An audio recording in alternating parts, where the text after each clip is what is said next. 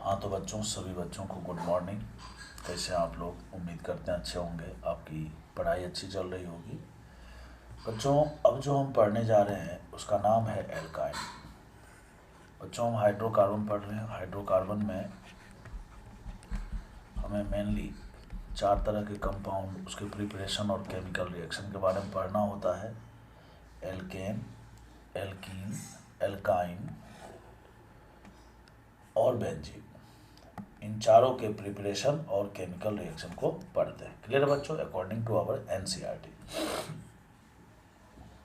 बच्चों, इसमें preparation of alkyne है, उसमें पहला है कैल्शियम कार्बाइड से। तो बच्चों, पहला जो है CaC2 कैल्शियम कार्बाइड लेते हैं और इसका हाइड्रोलाइसिस करते हैं। बच्चों, जब हम हाइड्रोलाइसिस करते हैं तो देखिए यहाँ पर 2 कार्बन है, तो 2 कार्बन से बनने वाला जो एल्काइन होगा बच्चों, उसका नाम क्या होगा? एसिटिलीन होगा या इथाइन होगा? क्या नाम होगा बच्चों? एसिटिलीन होगा या इथाइन होगा। ठीक है ना? तो 2 हाइड्रोजन यहाँ पर जुड़ जाएंगे बच्चों, C2H2 बन जाएगा, C2H2 बन जाएगा। ठीक है ना? और साथ ही साथ बाई प्रोडक्ट में बच्चों कैल्शियम हाइड्रोक्साइड बनेगा, जिससे हमें मतलब नहीं है। हमें याद रखना है केवल कि जब हम कैल्शियम कार्बाइड का हाइड्रोलाइसिस करते हैं तो बच्चों यहाँ पर 2 कार्बन वाला एल्काइन बनता है, और 2 कार्बन वाला एल्काइन क्या होता है? एसिटिलीन होता है। क्लियर है बच्चों? बस इतनी सी बात है। ये पहला हो गया। दूसरा है बच्चों मैग्नीशियम कार्बाइड, Mg2C3। Mg2C3 में देखिए यहाँ पर कितने कार्बन है बच्चों? Mg2C3 में कितने कार्बन है? तो यहाँ पर 3 कार्बन है। इसका हाइड्रोलाइसिस करेंगे बच्चों। हाइड्रोलाइसिस करने से आपको मिल जाता है बच्चों प्रोपाइन। क्या मिल जाता है? प्रोपाइन। 3 कार्बन वाला एल्काइन प्रोपाइन बना देना है आपको, और यही इसका मेजर प्रोडक्ट होता है, ऑर्गेनिक प्रोडक्ट होता है। क्लियर है बच्चों? और तीसरा जो रिएक्शन है बच्चों, उसमें हम क्लोरोफॉर्म से बनाते हैं। क्या नाम है इसका? क्लोरोफॉर्म। क्लोरोफॉर्म का रिएक्शन जब हम Ag के साथ कराते हैं तो आपको पता है Ag हेलोजन के साथ मिल करके AgX का PPT बनाता है, तो यहाँ पर AgCl का PPT बन जाता है। यहाँ पर 6 मोल Ag लेते हैं बच्चों, और 1 मोल क्लोरोफॉर्म से बच्चों कोई, देखो 1 मोल क्लोरोफॉर्म में कितने कार्बन होंगे बच्चों? 1 ही कार्बन होंगे, और 1 कार्बन का कोई अल्काइन पॉसिबल नहीं है, इसलिए क्लोरोफॉर्म के 2 मोल लेने पड़ते हैं ताकि 2 कार्बन आए। 2 कार्बन से बनने वाला एल्काइन बच्चों एसिटिलीन भी बोल सकते हैं, और हम इथाइन भी बोल सकते हैं। ठीक है ना? तो कुल मिलाकर हमने 3 मेथड से बच्चों, 3 मेथड से हमने एल्काइन बनाना सीखा। पहला कैल्शियम कार्बाइड से हमने बनाना सीखा बच्चों, कैल्शियम कार्बाइड से बनाया। ठीक है ना? दूसरा बच्चों हमने मैग्नीशियम कार्बाइड से बनाया, Mg2C3। और तीसरा बच्चों हमने क्लोरोफॉर्म से एल्काइन बनाना सीखा। बच्चों, जब आप एनसीईआरटी पढ़ेंगे तो एनसीईआरटी में और भी मेथड दिया हुआ है एल्काइन बनाने का, जो कि मैंने आपको ऑलरेडी GeO-C2 के एलिमिनेशन में पढ़ा रखा है ना?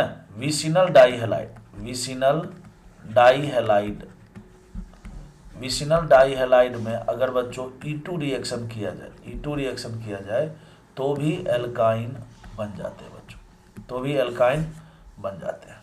ठीक है ना? इसमें 2 प्रकार से किया जाता है, जैसे उस पर एक क्वेश्चन हम ले लेंगे अभी। ठीक है ना? तो वो रिवीजन में आ जाएगा। बाकी चौथे नंबर पर नोट लगा करके आपको ये बात लिखना है कि alkyne compound can be obtained. 3 तो लिख लिया आपने, चौथे नंबर पर आपको क्या लिख लेना है कि एल्काइन कंपाउंड, जो बोल रहा हूँ उसको सुन करके लिखना है आपको। Alkyne compound can be prepared, alkyne compound can be prepared from vicinal dihalide.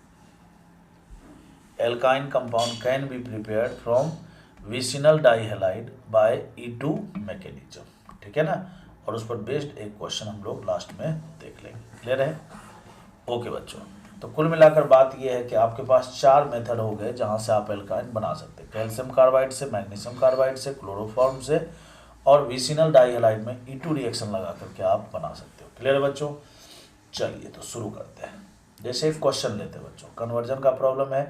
यहाँ पर बच्चों कैल्शियम कार्बाइड दे दिया, हाइड्रोलाइसिस करेंगे, A बनेगा। जो A बनेगा उसका NaNH2 के साथ रिएक्शन कराना है बच्चों।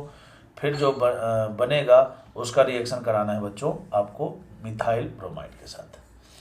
देखिए कैल्शियम कार्बाइड का हाइड्रोलाइसिस करते हैं बच्चों, तो A में क्या बनेगा बताइए? एसिटिलीन बन जाएगा। एसिटिलीन, एसिटिलीन में बच्चों ये जो कार्बन है ना, ये जो कार्बन है ये sp हाइब्रिडाइड है। और sp कार्बन से जुड़ा हुआ हाइड्रोजन कैसा होता है बच्चों, एसिडिक नेचर का होता है। कैसा होता है, एसिडिक। और एसिडिक हाइड्रोजन के प्रेजेंट के कारण इसका जो स्वभाव है वो कैसा हो गया बच्चों, एसिड जैसा हो गया। अब अगर मैं इसका रिएक्शन करा दूं किसके साथ, NaNH2 के साथ। किसके साथ बच्चों, NaNH2 के साथ। तो आपको पता है NaNH2 एक बेस है, बेस नहीं है बल्कि स्ट्रॉन्ग बेस है। तो बच्चों यहाँ पर प्लस यहाँ पर माइनस लगाओगे तो एसिड और बेस आपस में रिएक्ट करेंगे तो बच्चों सॉल्ट बनाएंगे। तो यहाँ पर बच्चों सॉल्ट बन जाएगा, एनाइन बना दीजिए, Na+ बना दीजिए बच्चों, ठीक है ना। और साथ ही साथ यहाँ से जो H+ निकलेगा, देखिए एसिड का काम होता है H+ देना, तो ये बेस यहाँ से क्या करेगा, H+ को तोड़ देगा और तोड़ करके खुद में जोड़ लेगा। तो बच्चों यहाँ पर अमोनिया गैस भी लिबरेट होगा, ठीक है ना। खैर, तो ये तो इनऑर्गेनिक प्रोडक्ट है। अब बच्चों हमें ऑर्गेनिक प्रोडक्ट की ओर बढ़ना है, तो ये आपका जो बी बना यही है सॉल्ट, ऑर्गेनिक प्रोडक्ट। फिर बच्चों यहाँ पर CH3 और Br है बच्चों अगले स्टेप में, CH3Br। जैसा कि आप देख रहे हो कि कार्बन पर माइनस चार्ज है ना, तो R- एक न्यूक्लियोफाइल है बच्चों, R- एक न्यूक्लियोफाइल है। तो R- के सामने अगर कोई एसिड आ जाए, HX या कोई भी एसिड आ जाए जो H+ देता हो, तो वहाँ पर बच्चों एसिड बेस होगा। और R- के सामने जब भी एल्काइल हैलाइड आए बच्चों, एल्काइल हैलाइड आए, तो यहाँ पर SN2 मैकेनिज्म होगा। क्लियर है, ये आपको हमेशा ध्यान रखना है, बहुत काम का चीज़ बता रहा हूँ। R- के सामने कोई एसिड आए तो एसिड बेस होगा, है ना। और इसमें एसिड बेस में R- हमेशा H+ पर अटैक करता है। और R- के सामने, R- एक न्यूक्लियोफाइल है, इसके सामने जब भी एल्काइल हैलाइड आएगा तो यहाँ पर SN2 होगा। और SN2 में ये जो R- वाला न्यूक्लियोफाइल है ये हमेशा हाइड्रोजन से जुड़े हुए कार्बन पर अटैक करता है। क्लियर है, और इस प्रकार से बच्चों RR बॉन्ड बन जाएगा। तो बस वही कॉन्सेप्ट लगा दीजिए यहाँ पर। देखिए बच्चों ये जो C- है ये R- है, ठीक है ना। अब इसके सामने क्या है बताइए, एल्काइल हैलाइड है, तो इसका मतलब SN2 होने वाला है। क्या होने वाला है, SN2। तो यहाँ से बच्चों इसका अटैक होगा, हाइड्रोजन से जुड़े हुए कार्बन पर ब्रोमीन टूट जाएगा। तो जो अटैक करता है, जिस पर अटैक करता है उसके बीच में बॉन्ड बनता है। तो यहाँ पर बच्चों CH ट्रिपल बॉन्ड C और इससे जोड़ देंगे हम CH3, तो ये बन गया आपका C प्रोडक्ट, ठीक है ना। तो मैं उम्मीद करता हूँ कि आपको अच्छे से समझ में आ गया होगा, ठीक है ना। आप इस सॉल्यूशन को भी देख सकते हैं। देखिए सबसे पहले कैल्शियम कार्बाइड किया तो ये एसिटिलीन बन गया। फिर बच्चों एसिड बेस रिएक्शन हुआ तो एसिड बेस से सॉल्ट बनता है। सॉल्ट बनाने का तरीका, एसिड में से H+ हटा दीजिए, एनाइन बना दीजिए और मेटल के साथ इस तरह से जोड़ दीजिए, ठीक है ना बच्चों, तो सॉल्ट बन गया।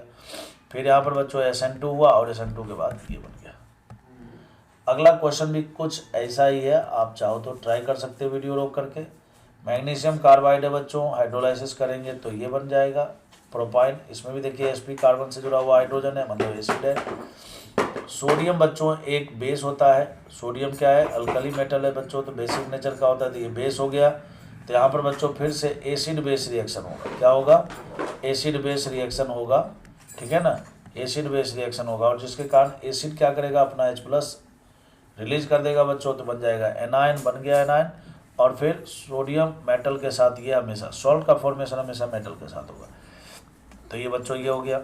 फिर उसके बाद फिर ये C- मतलब R- न्यूक्लियोफाइल बन गया। और ये जो R- न्यूक्लियोफाइल बना है इसके सामने देखिए क्या है, CH3Br है, यानी कि फिर से यहाँ पर SN2 हो सकता है, तो इसका अटैक हो गया बच्चों। और यहाँ से जो अटैक करता है, जिस पर अटैक करता है उसके बीच में बॉन्ड बनता है, तो ये बन गया, ठीक है ना। अब देखिए क्वेश्चन करते हैं अपन। CH3 दे दिया बच्चों और यहाँ पर दे दिया C triple bond C, CH3 दे दिया गलत, CH3 यहाँ पर C सिंगल बॉन्ड CH3 दे दिया बच्चों। यहाँ पर Cl दे दिया, यहाँ भी Cl दे दिया, यहाँ Cl दे दिया, यहाँ Cl दे दिया, ठीक है ना। और बच्चों इसको हमने जिंक के साथ हिट कर दिया, A जो बना बच्चों फिर से उसको जिंक के साथ हिट कर दिया, B। अब आपको A और B बताना है। A क्या बनेगा बच्चों बताइए, ये जिंक के साथ हिट, देखिए ये क्या है अपने आप में, ये जो कंपाउंड है बच्चों ये है विसिनल डाइहैलाइड, 1,2 डाइहेलो कंपाउंड को बोलते हैं विसिनल डाइहैलाइड। क्लियर है बच्चों। तो ये जिंक क्या करता है, यहाँ से Cl2 को रिमूव कर देता है बच्चों और बना लेता है ZnCl2। क्या बना लेता है, ZnCl2। तो 1,2 पोजीशन पर, अल्फा बीटा पोजीशन पर जो क्लोरीन है वो 2 ये हटा देगा, और बाकी जो 2 बचेगा बच्चों वो ये Cl2, ये जिंक हटा देगा Cl2 के रूप में। कुल मिलाकर अगर हम आंसर लिखना चाहें तो ए में क्या लिखेंगे बताइए। तो हमें क्या करना है, पहले बच्चों ये दोनों क्लोरीन को उड़ा देना है, यहाँ से उड़ा दीजिए, Cl डबल बॉन्ड Cl, और यहाँ पर बच्चों ये दे दिया, ये ए बन गया। अब बच्चों बी हम लिखेंगे, अब हम बी लिखेंगे बच्चों, तो यहाँ से ये दोनों Cl को उड़ा देंगे, जैसे ही CH3 C triple bond CH3, तो बच्चों ये बी बन गया। तो ये ए हो गया, ये बी हो गया, मैं उम्मीद करता हूँ। तो देखिए ये जो क्वेश्चन है ना, ये क्यों कराई है, विशनल डाइहैलाइड में भी हमने किया था। तो देखिए यहाँ पर जो फाइनल प्रोडक्ट बन रहा है बच्चों वो एल्काइन बन रहा है। तो अभी मैंने आपको बोला था ना कि विशनल डाइहैलाइड में E2 रिएक्शन करवा करके भी एल्काइन बनाया जा सकता है। इस पर बेस्ड एक क्वेश्चन और बनता है बच्चों, जैसे मान लीजिए CH2 और यहाँ पर CH2 दे दिया, यहाँ पर बच्चों Cl दे दिया, यहाँ पर Cl दे दिया, फिर से विशनल डाइहैलाइड ले लिया बच्चों, और इस बार हमने ले लिया एल्कोहलिक KOH ले लिया। क्या ले लिया, एल्कोहलिक KOH A, और फिर बच्चों यहाँ पर NaNH2 ले लिया, ठीक है ना, और B। आपको पता है बच्चों एल्कोहलिक KOH और NaNH2 जो है ये एक स्ट्रॉन्ग बेस है। क्या है, स्ट्रॉन्ग बेस है। ये E2 रिएक्शन करते हैं एल्काइल हैलाइड के साथ, और इसमें बच्चों HX का रिमूवल होता है, तो ये HCl रिमूव करेगा, और ये भी E2 रिएक्शन करेगा बच्चों, ये भी HCl का रिमूव कर देगा, को रिमूव कर देगा, है ना बच्चों। तो कैसे करोगे बताओ, कैसे। तो देखो बच्चों ये हाइड्रोजन जो है ना जिस कार्बन से जुड़ा है उसको अल्फा मान लीजिए। आपको पता है कि एल्कोहलिक KOH और NaNH2 क्या करते हैं, E2 रिएक्शन करते हैं, और E2 रिएक्शन में क्या होता है बच्चों, अल्फा बीटा एलिमिनेशन के द्वारा HX का रिमूवल होता है। तो अल्फा कार्बन से तो हाइड्रोजन हटेगा बच्चों, और बीटा कार्बन से हाइड्रोजन हटेगा। देखिए जो मैंने रेड लिखा है ना उसी के अकॉर्डिंग रिमूवल होगा बच्चों। अल्फा कार्बन से हाइड्रोजन हटाएंगे, बीटा से हाइड्रोजन हटाएंगे, है ना। तो बच्चों हटा दीजिए, तो यहाँ से हाइड्रोजन हटा दिया, यहाँ से हाइड्रोजन हटा दिया, तो यहाँ हाइड्रोजन की कमी हो जाएगी, यहाँ हाइड्रोजन की कमी हो जाएगी, और बन जाएगा बच्चों डबल बॉन्ड। तो ये बन गया, ये जो बना बच्चों ये है आपका ए कंपाउंड। अब फिर से वही बात, ये NaNH2 फिर से ये एक स्ट्रॉन्ग बेस है, ये भी E2 रिएक्शन करता है, ये भी HX रिमूव करता है बच्चों अल्फा बीटा एलिमिनेशन के द्वारा, ठीक है ना। ये भी अल्फा बीटा एलिमिनेशन के द्वारा प्रोडक्ट बनाता है। तो यहाँ पर अल्फा और ये बीटा बच्चों, और ये अल्फा से हाइड्रोजन हटाएंगे, और इस बार बच्चों यहाँ पर CH ट्रिपल बॉन्ड और CH का फॉर्मेशन हो जाएगा, जो बना वो बच्चों भी हो गया।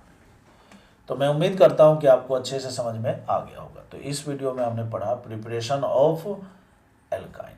इसके आगे जो नेक्स्ट वीडियो आएगा बच्चों उसमें हम केमिकल रिएक्शन ऑफ एल्काइन पढ़ेंगे, केमिकल रिएक्शन ऑफ एल्काइन पढ़ेंगे। लेकिन कौन से रिएक्शन, वो रिएक्शन जो GeO_C2 में कवर नहीं हुआ है ना। NCERT के वो रिएक्शन पढ़ेंगे, NCERT के वो रिएक्शन पढ़ेंगे जो GeO_C2 में कवर नहीं हुआ। GeO_C2 में हमने एल्काइन के कौन से रिएक्शन पढ़े थे बच्चों, हमने पढ़ा था EAR और FAR पढ़ा था। आपको याद हो तो बताया था एल्कीन एल्काइन में, एल्कीन एल्काइन दोनों में EAR और FAR रिएक्शन होते हैं, ठीक है ना।